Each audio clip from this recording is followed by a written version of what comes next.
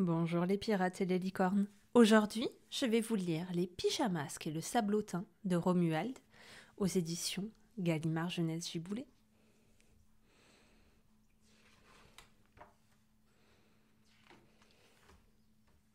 Pour les pyjamasques, la nuit est si belle, la nuit est fantastique, la nuit est pyjamagique. Déguisés en chat, en hibou et en lézard, les trois enfants masqués se lancent dans une course endiablée. Pendant que tout le monde dort, la ville est leur cour de récré. D'ailleurs, les pyjamasques n'en finissent plus de jouer, car cette nuit semble étrangement longue, comme si le soleil était coincé sous l'horizon. Sur leur chemin, les trois héros croisent le marchand de sable, errant entre les maisons. Il est fâché, car il lui arrive une chose épouvantable.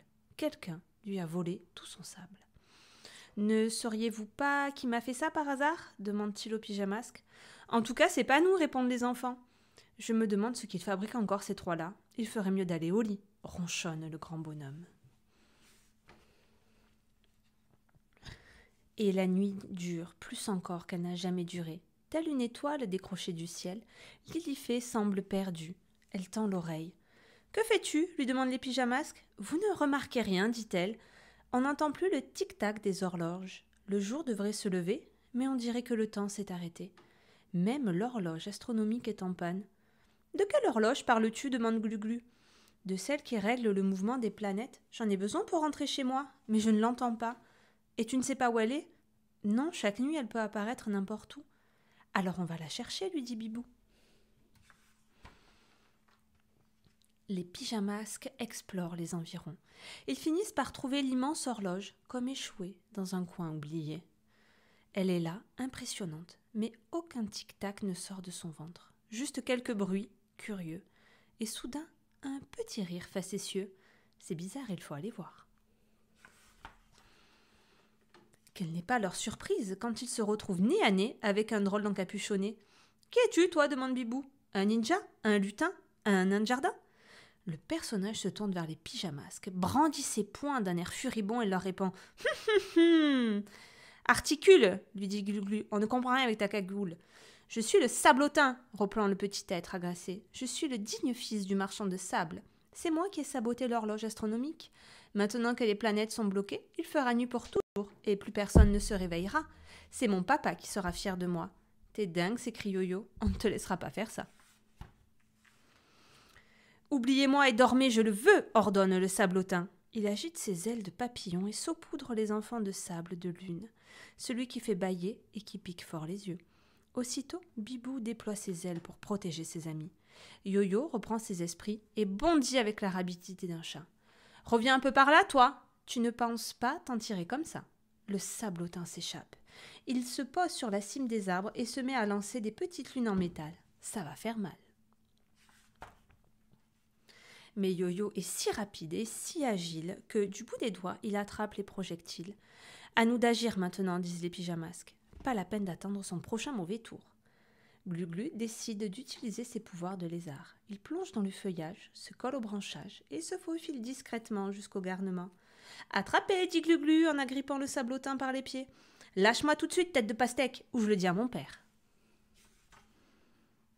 Le sablotin tente de se décoller, mais Glu-Glu reste accroché. « Lâche mon pantalon » crie le sablotin. « Lâche-le, tu es en train de le faire glisser !» Pendant un bref instant, les deux énergumènes se démêlent ainsi dans le ciel.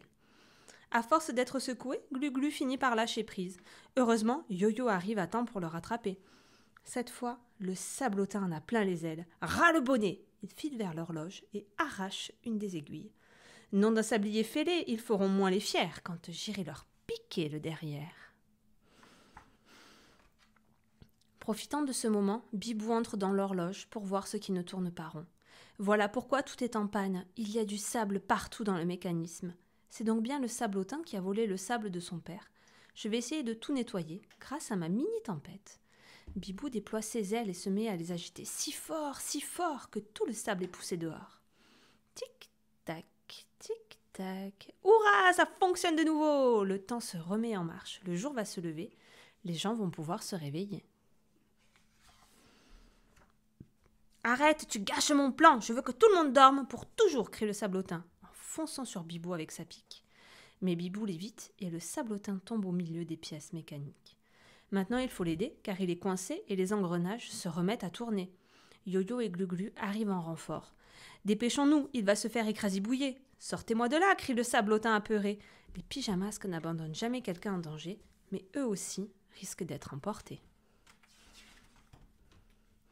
Alerté par tout ce boucan, le marchand de sable arrive, comme un courant d'air, et sort les enfants du ventre de l'horloge.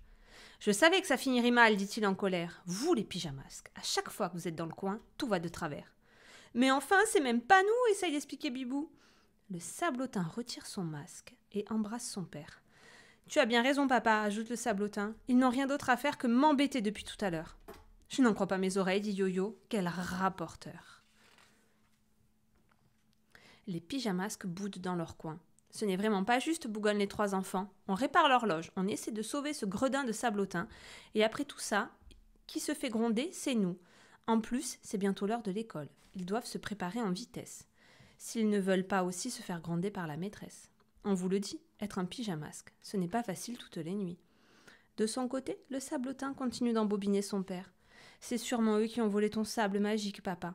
Ne t'inquiète pas, fiston, je les ai à l'œil, ces trois-là. Et je vais te dire un secret. Du sable, il me reste encore un peu dans mon bonnet. »« Ah bon, c'est vrai ça ?» dit le sablotin d'un air intéressé.